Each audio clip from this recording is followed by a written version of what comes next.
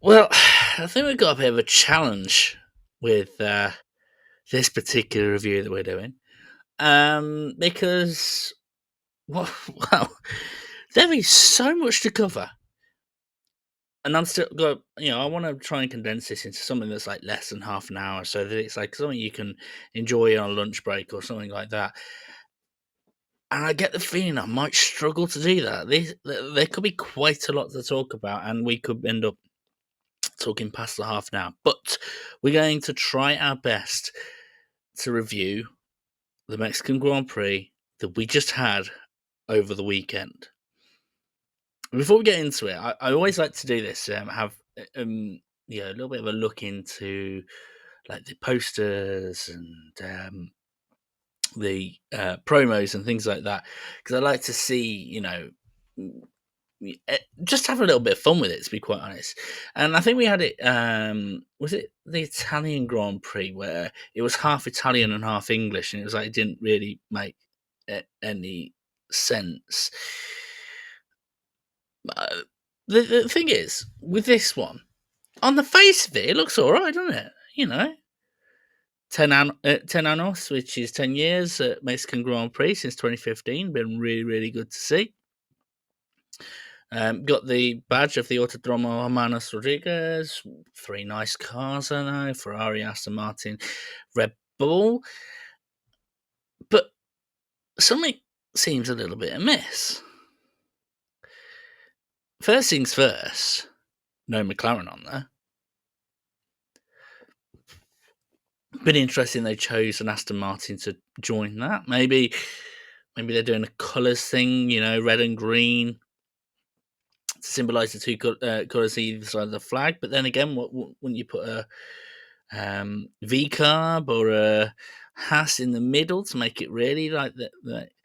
But then you see on the Red Bull the number 11, Sergio Perez's number, and Sergio Perez isn't on the grid this year. He's on the grid next year, and you quite clearly see, especially with the Ferrari and lack of white on it, whoever organised this, either deliberately or this was all that was available to him, chose last year's cars.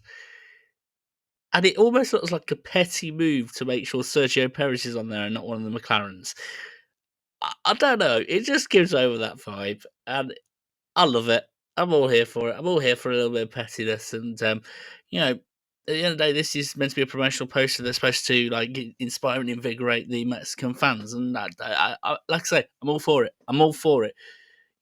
Definitely show a Spanish driver in Fernando Alonso because that it might represent a bit of Mexico, although I think are they Portuguese, might be Spanish. Anyways, but it certainly might inspire the Latinos. Obviously Ferrari, everyone loves Ferrari, so why not? And then the homegrown hero that's not there. I'm all for it. I love it. Anyway, let's talk about the race. Let's talk about what we can from the race. I'm not going to discuss everything. There was a lot that was discussed. The VSC was manic, and look, 50-50 on that, and transparency and honesty and things like that. There's still, even with all the reasonings that's been given by the FIA, there's still a bit of backlash from that, and it's actually quite hard to dissect because we don't see what the FIA are reporting and the F1 are reporting, so that's by the by. You see, apart from that, and all the attention was focused on one corner, or three corners. Turns 1, 2, and 3. This was the best picture I could find from it, and this is from back in 2015 or 2016, I think it is. So the cars are going to look different. It'd be interesting to see if we could guess which ones they are, like Manners and things like Renaults. But I don't think we need to talk about it because obviously we had the start. We had the start, lap 1, turn 1 of the start of the race, where Charles Leclerc went off, Max Verstappen went off. I feel like someone else went off. Maybe Alonso might have gone off as well. You had George Russell that went really aggressive on the radio, and I think it pretty much disrupted his race. Hamilton quieter, but perhaps understandable because the racer that probably would pressure to give the place back would be Charles Leclerc, and that would look like sacrilege and an attack on Ferrari to suggest that they should swap positions. But what is going on? Is it just a suggestion now that these corners actually aren't important? Not important at all.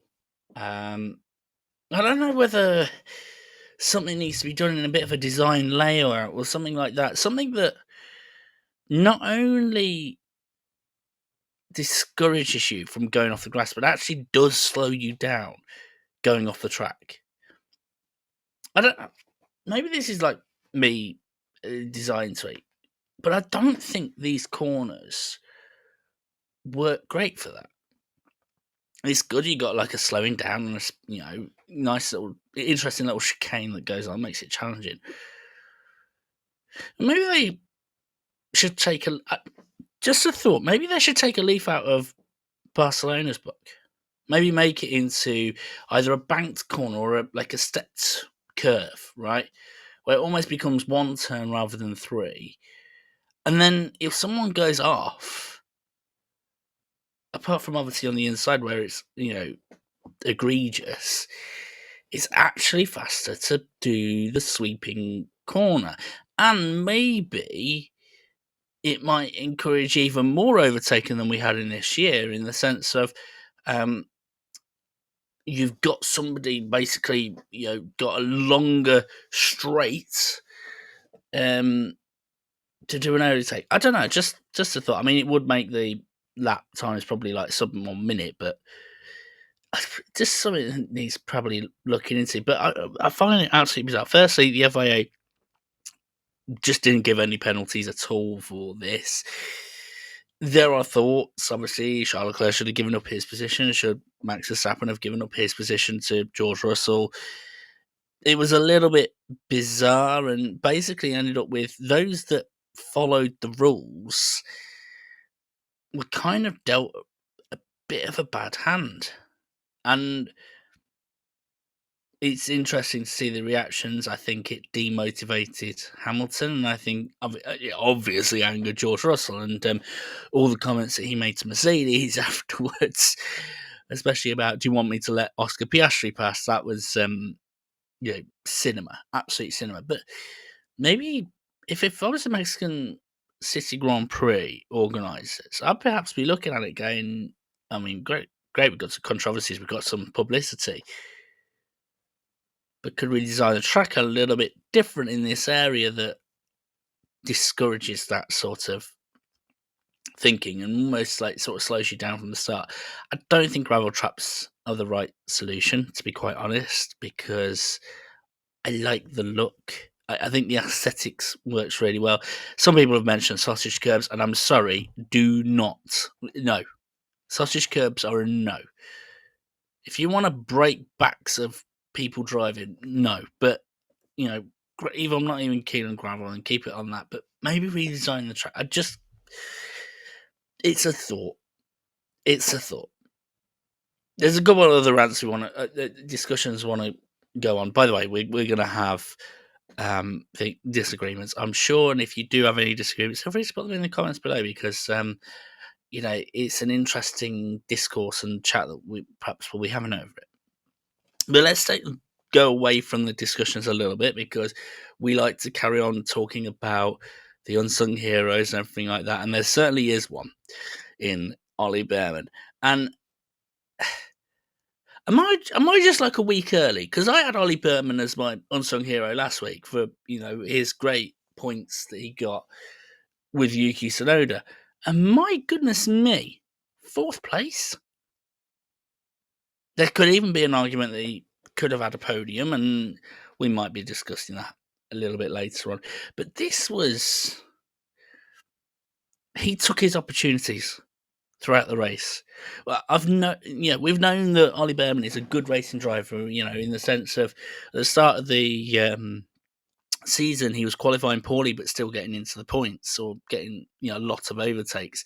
It's been knew that he was a good racer, but my goodness me, he showed his class on another level. In fighting Red Bulls, Ferraris, Mercedes, the lot. I think even McLaren's, like, really, really showing his worth. And I've got to be honest, even without the VSC, he looked comfortable ahead of Piastri. Had the measure of him. And while we're at it, let's discuss the guys at the end of the points in Esteban Ocon and Bortoleto. Both of them had a rough week, Saturday, right? Traffic ruined Esteban Ocon's qualifying. I think he qualified 12th. Bortoleto had a rubbish qualifying as well. And both of them scrapped their way through and got good positions. And what I love about this most is in Ollie Behrman and in Gabriel Bortoleto, we have rookies, people that are inexperienced, showing their class. And in Esteban Ocon, this was someone that had this aura of a crash-happy driver that that there was always an incident with a teammate. There was always, though, a controversy in the team.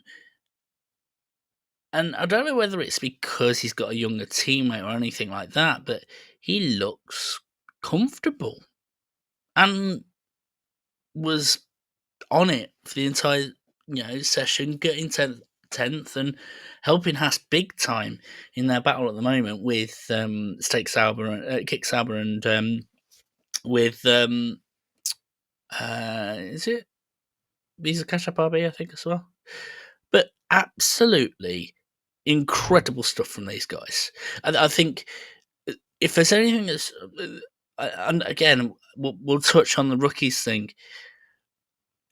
I am so happy that not only have the majority of the rookies survived, they've actually thrived, and it's a case of I can't see them leaving teams anytime soon.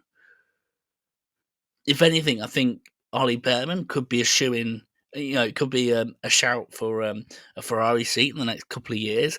Bortoleto, well, with it moving over to Audi, maybe he might not even need to move seats, but you could end up in a situation where these are doing incredibly well, and up into the top 10 even more regularly than they are doing now. So really, really good. I'm so glad that I think my faith in them was not misplaced. Of course, I'm going to review it, and I'm going to find out that all of them would be gone by race 5, and I'm pleasantly surprised that they've done as well as they have. But absolutely incredible stuff from all of them, and I would say for Ali, this is even better than the Ferrari in Saudi Arabia when he just jumped in last minute. This wasn't a guy that was surviving. This is a guy that was having fun and thriving and going, do you know what? I'm going to scrap with the big boys. And really, really good stuff. So now what we got next to talk about?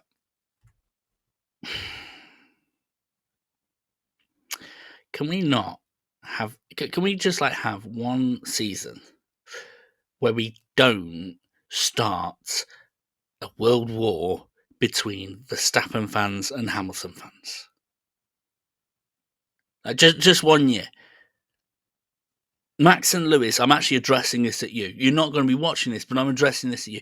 Can you stop this? I'm a Lewis Hamilton fan, and I get exhausted when this happens. I don't think, I might be wrong, but I don't think I've seen a single racing incident that's happened between these two, like an overtake or anything like that, that hasn't just been absolutely bathed in controversy. Like, it's getting ridiculous. And this is the thing, right? In comparison to everything else, this was actually quite a tame one, to a certain extent. In fact, I think the only bad guys in this are the FIA. And let me explain why. Right, Verstappen did an opportunistic move. Hamilton, the door was open, but raced hard. Should Verstappen have gone off the track? No, and we'll discuss that a little bit later. And should Hamilton have gone off the track? No. Now, here's the thing: the FIA gave a 10-second penalty to Hamilton for leaving the track and gave him an advantage, which I think is sort of fair. Debatable is the best way of describing it. I'm trying my best to give the FIA a bit of leeway, but the fact is, Hamilton only went off the track because he basically had to almost outbrake himself to stay ahead of Verstappen. And why was Verstappen still with Hamilton? Because he'd gone off the track. And this is like the frustration. Look, the rules are the rules, and the rules annoyingly have been followed. But it doesn't feel right racing-wise. I myself, I love watching, maybe you do as well, Jimmy Broadbent in sim racing stewards and everything like that. And so I'm used to watching like sort of racing rules and racing respect that isn't in Formula One. And it feels like Formula One is so different in regards to this. But I think one of the things that, if I was the FIA and be looking at, is, do we need to look at these incidents as bigger than just a corner? Like, the way that I'm seeing this, my conclusion, let me just jump to the conclusion, right? My conclusion is either both of these guys got a penalty or neither of them did. And I would actually be siding on this case of both of them getting a penalty. Now, that might sound like, I'm just being petty and, wanting to punish Verstappen. It's got nothing to do with that. We mentioned earlier about the fact that those that followed the rules lost out as a result. Do you know who was behind Verstappen and Hamilton that was following the rules? Ollie Behrman. And Ollie could have, I think, and this sounds really, really crazy, that out of, like, let's say the top 5, beyond Norris, I feel like Ollie Behrman was second most deserving of getting a podium. Even more than Charles Leclerc, because of Ollie Behrman did everything correctly by the book, and I think lost out as a result. And I'd be saying, look, do you know what? 10-second penalties are both of you. Deal with it separately, because behind you is someone that followed the rules and has basically got ahead of one of the drivers that broke the rules. And I know that there'll probably be Verstappen fans that are going, yeah, but he was ahead of the corner, or he had the the inside line of the apex and everything like that. Ultimately, he still used the grass, and I would dare say that he did that on his own merit. And I hate this thing of, oh, I was squeezed. No, and it is getting a little bit daft. This is F1, but it doesn't feel like racing. It feels a bit. Do you know, it feels crazy to me that the racing series that has the most fragile cars has the most aggressive rules when it comes to overtaking. Like, I think the only one maybe even goes beyond this is touring cars. And that's because, guess what? They can bash into each other like nothing else. But it is getting to the point where What needs to be done to stop this? Are we going to have a situation where this is just the standard? But actually, when I think about it, it's not the case. When it comes to Hamilton, I'm trying to think in terms of other drivers he's had incidents with. On the whole, it's quite minimal. It is literally just Verstappen. And when I think of Verstappen, it's mainly Hamilton. Well, and Russell and Norris. Not with Leclerc. He's fine with Leclerc. I think he's fine with Antonelli. It's not the British, is it? Does he just say English people? I don't know, but it's all fairly minimal until these guys are racing against each other. I don't know what it is. I don't know if it's a red mist thing for Hamilton. I don't know whether it's a red mist thing for Verstappen. I don't know, but it just. I'd be looking at the rules and basically going this. At the very least, having a drivers' conference at the end of the season, just going, look, guys, the racing rules are getting ridiculous now because it is almost impossible to police. And we need to look into things in terms of the spirit of the competition, not just the rules, and see what we need to do.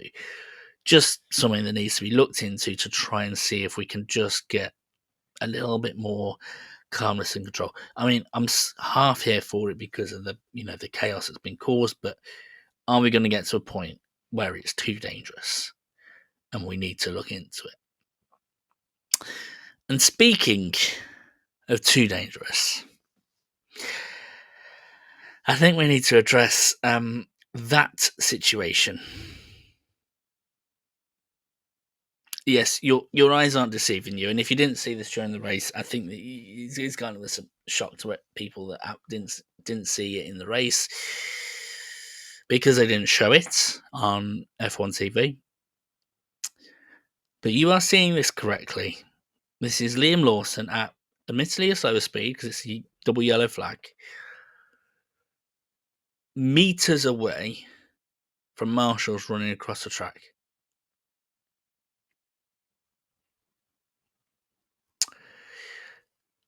A couple of years ago, we had Gasly and a tractor on the track when Gasly was going past in a poorly visible race. And that was like a sort of a danger to Gasly. Oh, this is the other way around. And this is where I get a little bit madder. Now, do you know what? What we're going to do is we're actually going to look at the latest update from it because I want to make sure that we have the latest from the FIA as to what is going on. So this is the actual report from the FIA at the moment. They're still investigating, which basically says, following a Turn 1 incident, race control was informed that debris was present on the track at the apex of the corner. On lap 3, marshals were alerted and placed on standby to enter the track and recover the debris once all cars had passed. As soon as it became apparent that Lawson had pitted, the instructions to dispatch marshals were rescinded and a double yellow flag was shown in that area. We are still investigating what occurred after that point. Now, before I start jumping into the FIA, I want to address Formula One because there's sometimes a couple of people that I go, why did we not see this until after the race? Why did we not see this during the race? And I'm going to defend F1 here because this would have not been the right course of action, in my view. We've been in situations in the past where something this dangerous only happens when there's a calm, and there was never a calm in the race, right? And they probably had to make sure that it was, fair to show that people were informed before things happen. I mean, imagine that you're the family members of the marshals that were on that corner, and they were on that corner, and you saw this before you heard anything from official sources. So I do get that. And I think there is like a recording from the 80s showing a marshal that actually did get run over, and it's horrific. Genuinely horrific. To see it's so bad, so bad. And we could have been in a similar situation here. So this could have been something that is right to not show until after the race or on social media. But now addressing the FIA and all this situation, this is where I'm going back to why is no one looking at the bigger picture in the FIA? Okay, you have a turn one incident. Okay, that's fair enough. We've got a turn one incident. We've got debris on the track. I'm going to guess the debris was a bit of wing, right? Now, if I was the FIA, I wouldn't be giving out any calls for crossing the track once all cars are passed. Why? Because if there is debris on the track, there is a risk that someone's going to be pitting. Especially if it's that big. I know that wing flaps, sometimes they carry on afterwards, but I would at least give it a lap or two of making sure. And I'd perhaps be listening, maybe even talking to the team that's involved to just make sure everything's okay, right? I suppose V Cup could use it to their advantage, but if I was in the FA, I'd literally be going, look, we want to recover the wing and we want to do so as safely as possible. Are you going to be pitting anytime soon? That could scupper our plans. Do you think you need to replace the wing? Or, on the other hand, listening out for the radios. I feel like the FA should be listening to the radios anyway and listening in to Lawson and everything like that, because Lawson would have had to have reported or been told to pit. It shouldn't be a case that, as soon as it became apparent. I'm going to say that it probably became apparent about half a lap before Lawson's even gone into the pits. Probably before you're giving the instruction. Now, as to the thing about the the instructions being rescinded and double yellow flag was shown in the area, I mean, I don't mean to be funny, right? As a marshal, you're probably in the zone, so probably aren't paying attention to flags. And I don't know if there's like head marshals or anything like that. There's probably only one that's got the radio, and he's probably still on the corner and now shouting, "Guys, get back!" And it's too late, right? Ultimately, if you're going to make a call which puts a marshal at risk, at the end of the day, marshal could trip up and fall over and everything like that. Anything that puts a marshal at risk, you've got to be damn sure that the situation you're giving to them is as predicted. And I think we need to look into things and in a couple of areas. Yes, in terms of the marshals, do there need to be like some sort of system in place? Even those without radios, they get like a earpiece that says alert, alert, or something like that, just warning something on that basis. To the FIA, absolutely there needs to be better understanding and communication and wheel knowledge, race knowledge, understanding that when there's debris on the track, that debris has come from a car. No one in the audience has wings, right? They're not throwing wings onto the track. That's come from a car. So what is that car coming in? Do you know for absolute definite that car is not coming in? Like that has to be 100%. And granted, that means more time and more risk of punctures, but for me, those extra sort of 15-30 seconds just making sure of everything is more important. Sporting advantage aside, this is dangerous. And frankly, The FIA needs to look into things like this as a danger perspective, not a sporting perspective. And I'm going to say this, the final thing. I hope that all three individuals in this shot, one being hidden obviously, are recovering okay. Because I can imagine as a marshal, it is a pretty terrifying sight to see a Formula One car, even at a low speed that Liam Lawson was doing, coming at you.